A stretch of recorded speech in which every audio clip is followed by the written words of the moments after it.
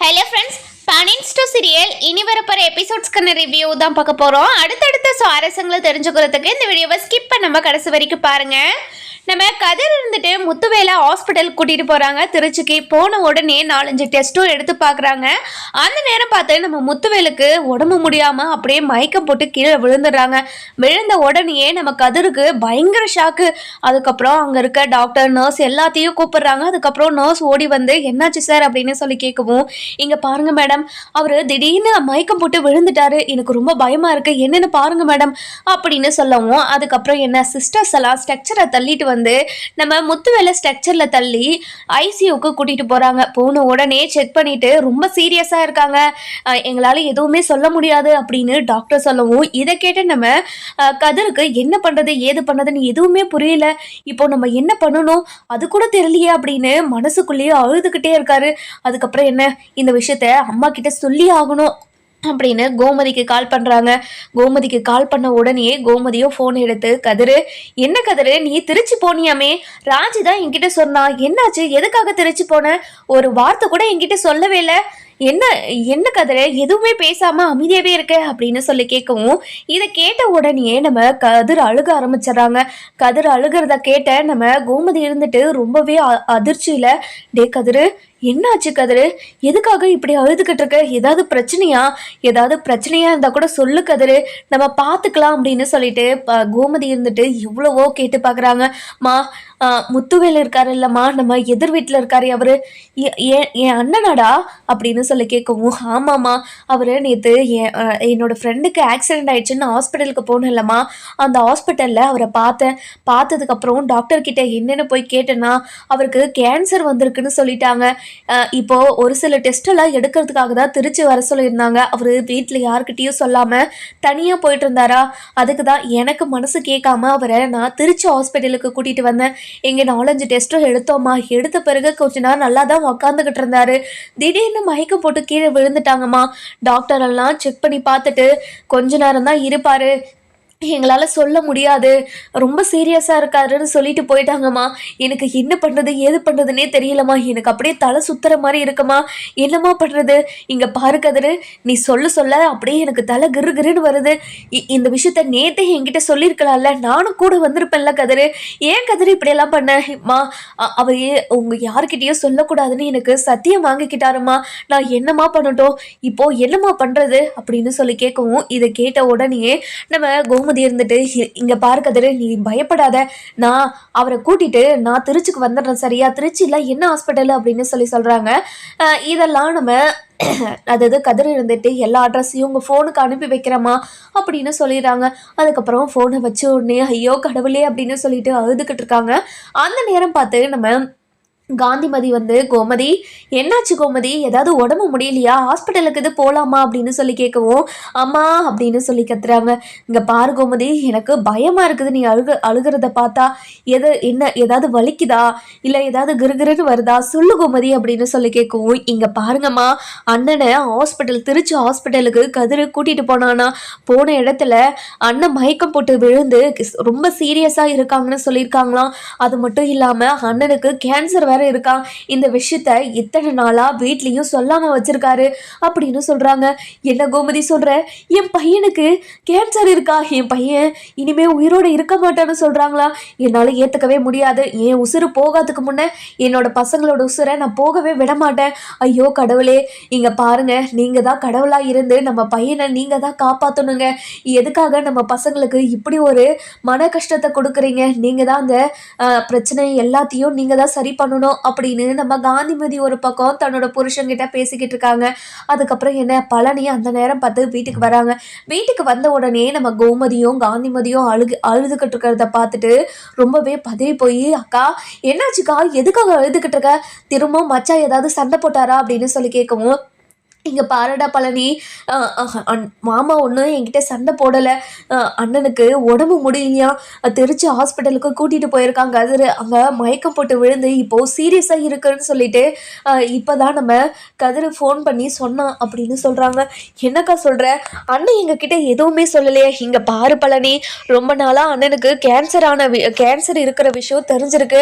ஆனால் வீட்டில் இருக்கிறவங்க கிட்ட சொன்னால் வீட்டில் இருக்கிற எல்லாருமே மனசு ரொம்ப உடஞ்சி போயிடுவாங்கன்றதுக்காக தான் வீட்டில் யார்கிட்டயும் சொல்லாமல் மறைச்சு வச்சுக்கிட்டு நேத்தும் ஹாஸ்பிட்டலுக்கு போயிருக்காரு. போன இடத்துல தான் கதிர் பார்த்துட்டு அங்கே இருக்க டாக்டர் எல்லாம் விசாரிச்சு கேட்டிருக்கான் போல.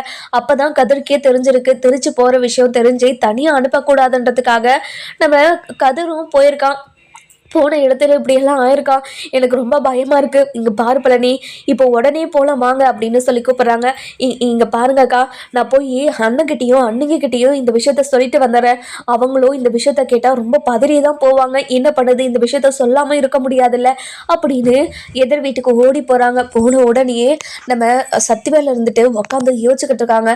அண்ணன் எங்கே போகும், எதுக்கு போகும், டெய்லி அக்கௌண்ட்லேருந்து காசு போய்கிட்டே இருக்குது, யாருக்கு எடுத்துகிட்டு போய் கொடுப்பாரு அப்படின்னு யோசிச்சுக்கிட்டே உட்காந்துக்கிட்டு இருக்கவும் நம்ம பழனி ஓடி வந்து அண்ணன் அண்ணன் அண்ணன் அப்படின்னு சொல்லவும், எடே என்னடா ஆச்சு உனக்கு, எதுக்காகடா இப்படி ஓடி வந்துக்கிட்டு இருக்க, என்ன விஷயம்னு சொல்லுடா. இங்கே பாருங்கண்ணே, முத்துவேல் எனக்கு ரொம்ப உடம்பு முடியாமல் திருச்சி ஹாஸ்பிட்டலில் அட்மிட் பண்ணியிருக்காங்களாண்ணே. எதுவுமே சொல்ல முடியாதுன்னு சொல்லியிருக்காங்களாம். ஏய் என்னடா சொல்கிற, அண்ணனுக்கு எதுவுமே ஆகாதே, அண்ணன் நல்லா தானே இருந்துச்சு, காலையில் தானே எங்கேயோ வெளியே போயிட்டு வரேன்னு சொல்லிட்டு கிளம்பிச்சு, இப்போ வந்து உடம்பு முடியலன்னு சொல்கிற. இங்கே பாருங்கண்ணே, இப்போ தான் கதிர் ஃபோன் பண்ணி எனக்கு எல்லா விஷயத்தையும் சொன்னாங்க அப்படின்னு நடந்த விஷயத்தையும் எல்லாத்தையும் நம்ம யார்கிட்ட அதாவது நம்ம முத்துவேலை பற்றி எல்லா விஷயத்தையும் சக்திவேல் கிட்ட சொல்லவும் சக்திவேலுக்கு பயங்கரமாக ஷாக் ஆகிடுது. அண்ணன் இதுக்காக தான் பணம் எடுத்துக்கிட்டே இருந்துச்சு போல், எங்ககிட்ட ஒரு வார்த்தை சொல்லியிருந்தா நாங்கள் ஹாஸ்பிட்டலுக்கு கூட்டிகிட்டு போயிருக்க மாட்டோமா அப்படின்னு நினச்சி நம்ம சக்திவேலும் ரொம்ப மனசு உடஞ்சி போயிடுறாங்க. இந்த விஷயத்தெல்லாம் கேட்ட மாரியும் வடிவும் ரொம்ப கஷ்டப்பட்டுக்கிட்டு இருக்காங்க. வடிவு இருந்துட்டு, ஐயோ கடவுளே, என் புருஷனுக்கு இப்படி ஒரு நிலைமையா, என் புருஷனுக்கு இப்படி ஒரு நிலைமை வந்திருக்கவே கூடாது அப்படின்னு ரொம்ப அழுக ஆரம்பிச்சுறாங்க. இங்கே பாருங்க நீ, அண்ணனுக்கு எதுவுமே ஆகாது, நாங்கள் இப்போவே கிளம்புறோம் திருச்சிக்கு, நீங்கள் இங்கே பத்திரமா இருங்க.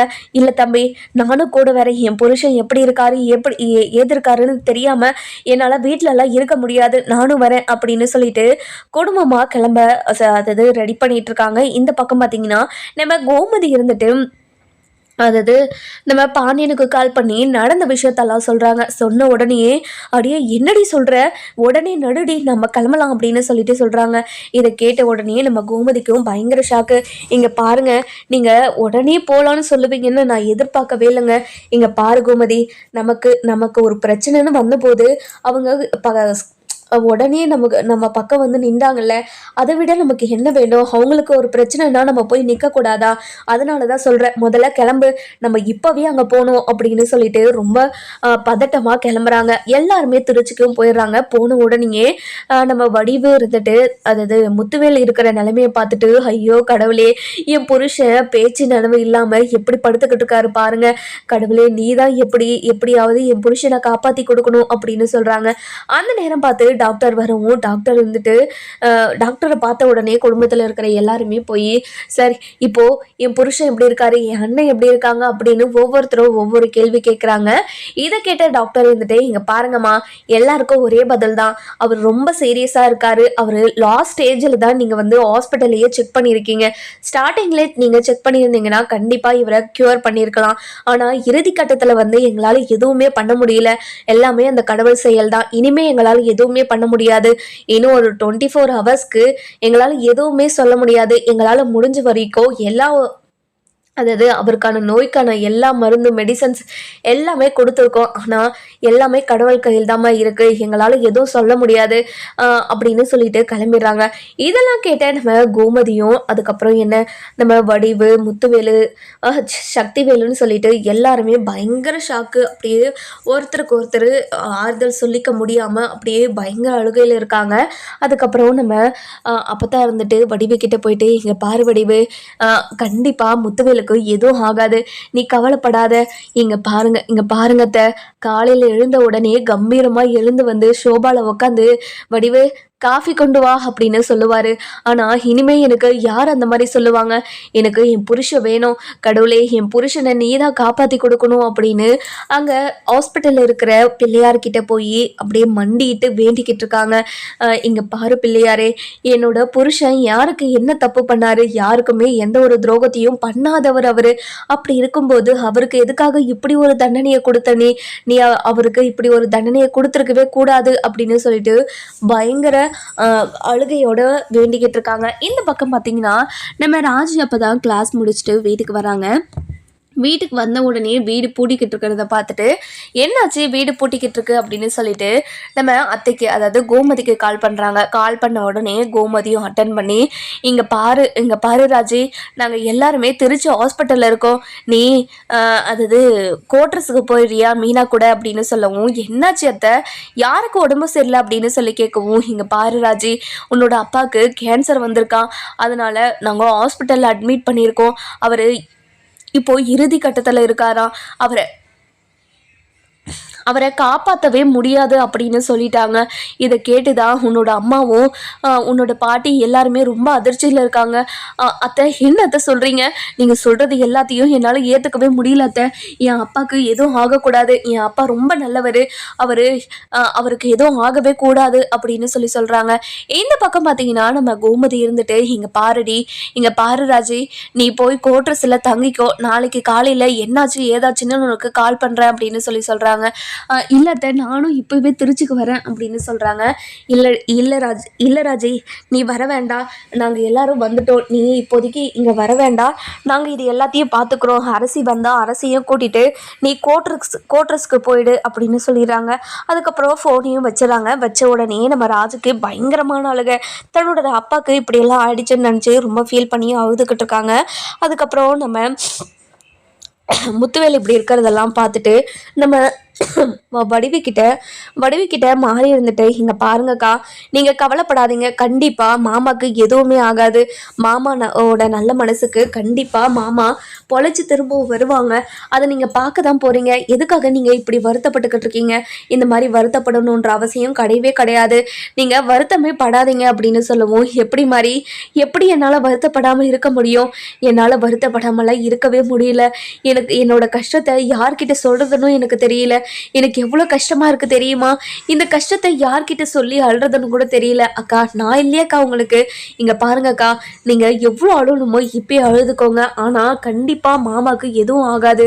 நீங்கள் மாமாவுக்கு ஏதோ ஆயிடுச்சுன்றதுக்காக தானே அழுதுகிட்டு இருக்கீங்க. இந்த மாதிரி அழுகாதீங்க. மாமாவுக்கு எதுவுமே ஆகலை அப்படின்னு சொல்லிட்டு ரொம்பவே மனசில் அவ்வளோ கஷ்டம் இருந்தாலையும் இப்போ நம்ம வடிவுக்கு ஆறுதல் சொல்லிக்கிட்டு இருக்காங்க நம்ம மாறி.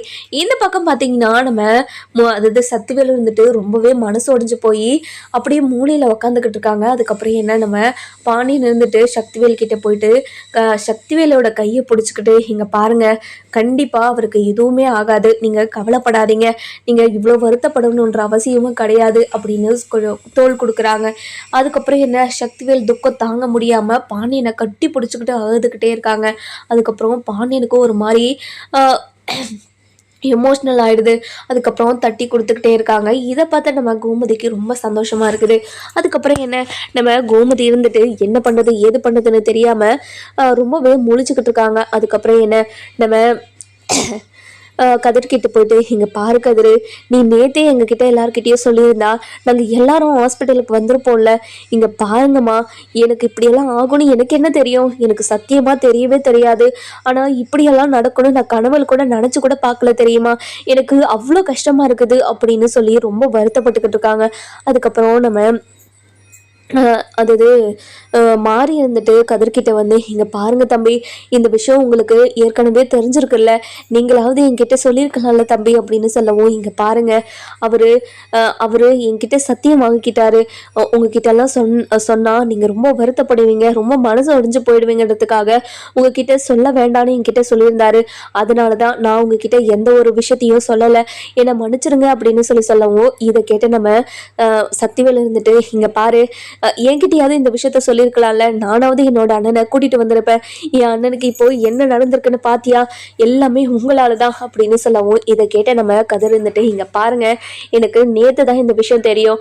சரி, திருச்சி வரைக்கும் இவர் தனியா போறாரு அப்படின்றதுக்காக தான் இவரை நான் கூட்டிட்டு வந்தேனே தவிர வேற எந்த ஒரு நோக்கத்தும் கிடையாது. அவரு நல்லா இருக்கணுன்றதுக்காக தான் நானும் எல்லாத்தையும் பண்ணேன். ஆனா அவருக்கு இப்படி எல்லாம் ஆகும் அப்படின்றது எனக்கு சத்தியமா தெரியவே தெரியாது அப்படின்னு சொல்றாங்க. அதுக்கப்புறம் டாக்டர் வராங்க. வந்த உடனே இங்க பாருங்க, நான் செக் பண்ணிட்டு என்ன ஏதுன்னு சொல்றேன், நீங்க வருத்தப்படாதீங்க அப்படின்னு சொல்லிட்டு உள்ள போயிட்டு நம்ம சக்திவேலுக்கு செக் பண்ணிக்கிட்டு இருக்காங்க. செக் பண்ண உடனே அதாவது லைட்டா மூமெண்ட் இருக்கிறதுனால ரொம்ப சந்தோஷப்படுறாங்க டாக்டர். அதுக்கப்புறம் வெளியே வந்து இங்க பாருங்க, இப்பதான் லைட்டா மூமெண்ட் தெரியுது, இன்னும் கொஞ்ச நேரம் போக போக தான் தெரியும். அதுவும் நம்ம உறுதியெல்லாம் சொல்ல முடியாது, 24 hours தாண்டணும். இப்பதான் ஒரு 10 hours போயிருக்கு, இன்னும் ஒரு 12 அதாவது 1 day தாண்டினாதான் அவரு தாங்க வர மாட்டாரானே எனக்கு தெரியும் அப்படின்னு சொல்லிடுறாங்க. இதை கேட்ட உடனே என்ன பண்றது ஏது பண்றதுன்னு தெரியாம ரொம்பவே தவிச்சுக்கிட்டு இருக்காங்க நம்ம மாறி வடிவம். அதுக்கப்புறம் என்ன, அடுத்த நாள் காலையில் அதாவது 24 hours முடிஞ்ச உடனே டாக்டர் காலையில் செக் பண்ணுறதுக்கு வராங்க. வந்த உடனே செக் பண்ணி பார்த்துட்டு ரொம்பவே சந்தோஷப்படுறாங்க, ரொம்பவே நல்ல இம்ப்ரூவ்மெண்ட் இருக்குன்னு. அதுக்கப்புறம் என்ன, எல்லாத்தையும் செக் பண்ணிவிட்டு வெளியே வராங்க. வெளியே வந்த உடனே இங்கே பாருங்கள், எல்லாருக்கும் ஒரு சந்தோஷமான விஷயம், நீங்கள் யாருமே கவலைப்பட தேவையில்லை.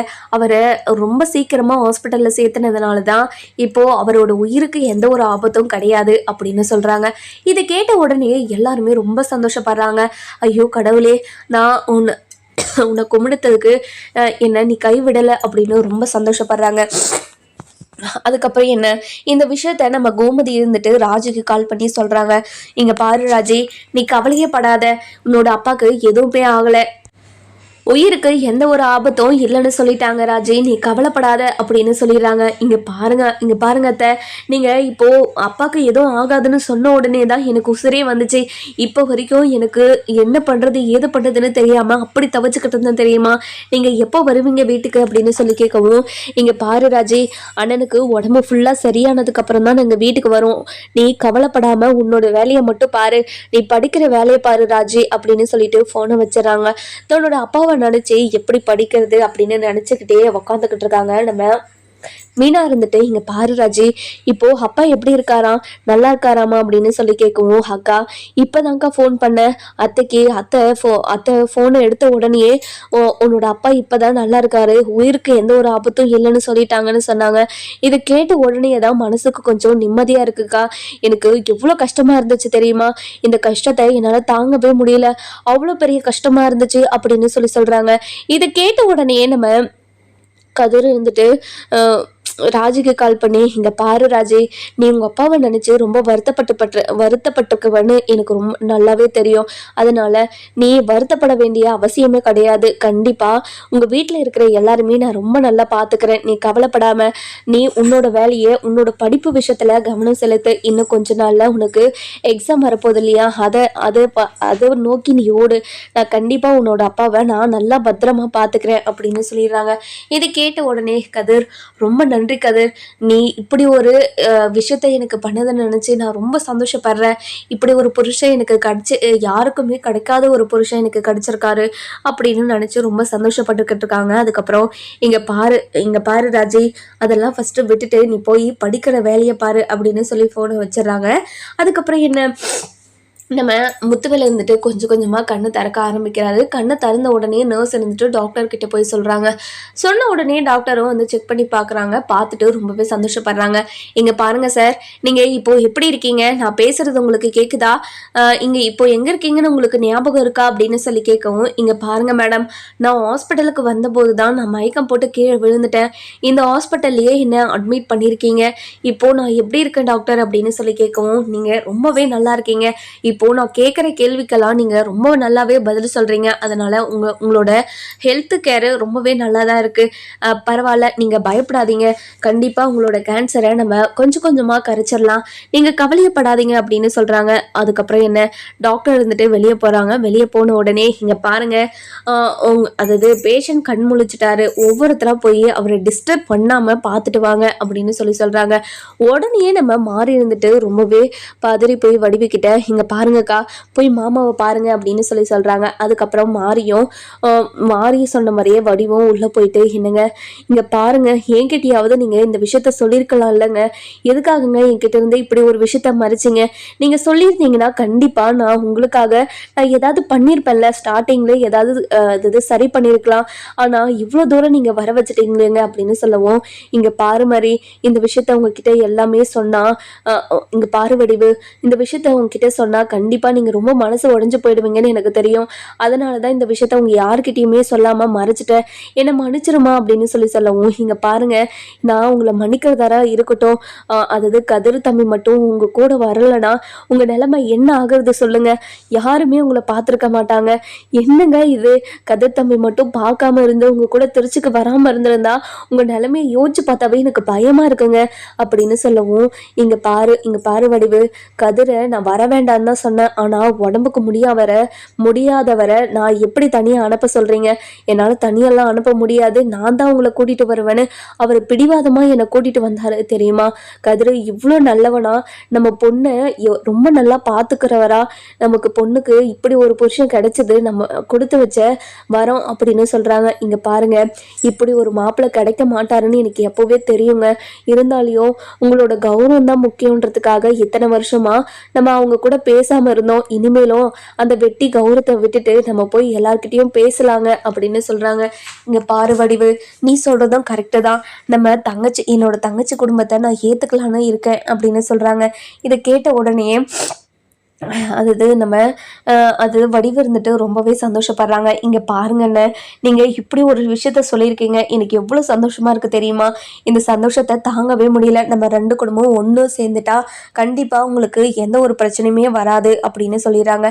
அதுக்கப்புறம் சரிங்க, உங்களை பார்க்கறதுக்காக உங்க தம்பி ரொம்ப நேரமா வெயிட் பண்ணிக்கிட்டு இருக்காரு, உங்க தம்பி கிட்ட கொஞ்ச நேரம் பேசுங்க அப்படின்னு சொல்லிட்டு நம்ம வடிவு வெளியே வந்து, அதாவது சக்திவேலை உள்ள அனுப்பி விடுறாங்க. வந்த உடனே சக்திவேலை இருந்துட்டு முத்துவேல் கையை பிடிச்சிக்கிட்டு, அண்ணன் இங்க பாருங்கண்ணே, இந்த விஷயத்த என்கிட்டயாவது நீங்க சொல்லியிருக்கலாம்ல, நானும் அது உங்களை கூட்டிட்டு போயிருப்பேன். எதுக்காகண்ணே இப்படி ஒரு விஷயத்த எங்ககிட்ட இருந்து மறைச்சிங்க? இதை நீங்க ஏற்கனவே சொல்லியிருந்தா இவ்வளோ பெரிய பிரச்சனை ஆகாதுக்கு முன்னாடியே நம்ம சரி பண்ணியிருக்கலாம். ஏன்னா இப்படி எல்லாம் பண்ணீங்க அப்படின்னு கேட்கவும், இங்க பாரு சக்தி, இந்த விஷயத்த நீ கேட்டா ரொம்ப மனசு உடைஞ்சு போயிருப்பல்ல. நீங்க இந்த மாதிரி மனசு உடைஞ்சு போய் பார்க்கறத என்னால இருக்கிறத பார்க்க முடியாது அப்படின்றதுக்காக தான் இந்த விஷயத்த நான் எதுவுமே உங்ககிட்ட சொல்லாமல் இருந்தேன். என்னை மன்னிச்சிரு சக்தி அப்படின்னு சொல்லவும், என்னென்ன இப்படி ஒரு வார்த்தையை கேட்குறீங்களே, இப்படி ஒரு வார்த்தை கேட்கணுன்ற அவசியம் கிடையவே கிடையாது.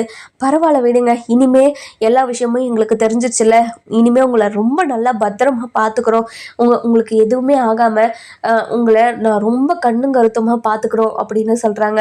அதுக்கப்புறம் என்ன, சரிங்கண்ணே, வெளியே நிறைய பேர் வெயிட் பண்ணிக்கிட்டு இருக்காங்களா உங்களை பார்க்கறதுக்கு அப்படின்னு சொல்லிட்டு வெளியே போயிட்டு நம்ம கோமதி உள்ள வராங்க. உள்ளே வந்த உடனே, அண்ணன் எப்படிண்ணே இருக்கீங்க, நல்லா இருக்கீங்களாண்ணே அப்படின்னு சொல்லிட்டு கேட்கவும், கோமதி நல்லா இருக்கேன் கோமதி, உங்கள் பையனால தான் நான் இப்போது உயிரோடு இருக்கேன் அப்படின்னு சொல்லவும், இங்கே பாருங்கண்ணே, இப்படியெல்லாம் பேசாதீங்கண்ணே, ஏன்னா இப்படியெல்லாம் பேசுகிறீங்க?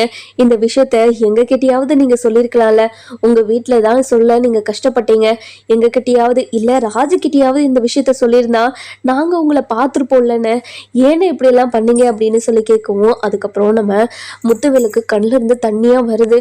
இங்கே பாருங்கண்ணே, இந்த டைமில் நீங்கள் அழுகக்கூடாது, அழுகாதீங்க, கண்டிப்பாக இனிமேல் நம்ம உங்களை நான் பத்திரமா பார்த்துக்கிறேன், நீங்கள் கவலையே படாதீங்க அப்படின்னு சொல்லவும், இங்கே பாரு கோமதி, இத்தனை வருஷமா உன்னோட மனசு புரியாமல், உன் குடும்பத்தில் இருக்கிறவங்க மனசும் புரியாமல் நான் ரொம்ப உங்களை காயப்படுத்திட்டேன், உங்க கூட பேசாமல் இருந்து உங்களை காயப்படுத்தினது ரொம்ப பெரிய தப்பு தான், என்னை மன்னிச்சிருமா அப்படின்னு சொல்லவும், இங்கே பாருங்கண்ணே, உங்களை மன்னிக்கிற அளவுக்கு நான் பெரிய ஆளெல்லாம் கிடையாதுண்ணே, ஏன்னா இப்படி பெரிய வார்த்தையெல்லாம் சொல்லி பேசுகிறீங்க?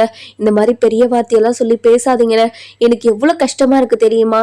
இந்த கஷ்டத்தை என்னால் தாங்கவே முடியலண்ணே, இப்படியெல்லாம் பேசாதீங்கண்ணே ப்ளீஸ்ண்ணே அப்படின்னு சொல்லவும், இதை கேட்ட உடனே என்ன பண்ணுறது ஏது பண்ணுறதுன்னு தெரியாமல் நம்ம கோமதி அப்படியே முத்துவேல் மேலே சாஞ்சிக்கிறாங்க. இங்கே பாருங்கண்ணே, உங்களோட தோல் எனக்கு கிடைக்காதா? உங்கள் தோல் மேலே சாஞ்சி என் கஷ்டத்தை உங்ககிட்ட சொல்ல மாட்டேனான்னு நினச்சி எத்தனை நாள் ஏங்கிருக்க தெரியுமா? ஆனால் என்னோட மனசை நீங்கள் யாருமே புரிஞ்சுக்கிற மாதிரி தெரியல, இப்படி ஒரு நிலைமை வந்து தான் நீங்கள் என்னை புரிஞ்சுக்கிற மாதிரி இருக்கு பாருங்கண்ணே. இங்கே பாருங்கண்ணே, அதாவது கெட்டதுலேயே ஒரு நல்லது நல்லது நடக்கும்னு சொல்லுவாங்க. அதே மாதிரி தானே இதுவும் எனக்கு. உங்கள் வீட்டில் இருக்கிற சொத்துக்காகலாம் நான் ஆசைப்பட கிடையாது. உங்கள் வீட்டில் இருக்கிற சொத்து ரூபா கூட எனக்கு வேண்டானே. ஆனால் உங்களோட பாசம் எனக்கு வேணும். அதுக்காக மட்டும்தான் உங்ககிட்ட நான் திரும்ப திரும்ப திரும்ப வந்துக்கிட்டே இருக்கேன். ஆனால் நீங்கள் அந்த பாசத்தையோ அன்பையோ நீங்கள் காட்ட மாட்டீங்க அப்படின்னு சொல்லவும், இங்கே பாருங்கண்ணே, அதாவது நீங்கள் நல்லா பேசிக்கிட்டு இருக்கும்போது உங்ககிட்ட வந்து வரதட்சணையோ இல்லை நகையோ பணமோ இல்லை சொத்தோ கேட்பணுன்னு நினச்சி கூட பார்க்காதீங்க. உங்ககிட்ட வாங்கிட்டு போயிட்டு தான் நான் அதை வச்சு தான் வாழணுன்ற அவசியம் எனக்கு இல்லவே இல்லைண்ணே. என் புருஷன் என்னை ரொம்ப நல்லா தான் பார்த்துக்கிட்டு இருக்காரு. அதனால உங்கள் சொத்தெல்லாம் எனக்கு தேவையில்லை. உங்கள் சொத்துக்காக தான் என்கிட்ட பேசாமல் இருக்கீங்கன்னா அதை மனசுல இருந்து தூக்கி எறிஞ்சிருங்கண்ணே. நான் இனிமேல் உங்கள் கூட பேசின்னு உங்கள் வீட்டுக்கு வந்து போயிட்டு அந்த மாதிரி மட்டும் இருக்கணும்னு தான் ஆசைப்பட்றேனே தவிர வேறு எதுவுமே இல்லைண்ணே. இதுக்கு எனக்கு சம்மதிப்பீங்களாண்ணே அப்படின்னு சொல்லி கேட்கவும், இதை கேட்ட உடனே நம்ம முத்துவேலுக்கும் அழுக வந்துடுது.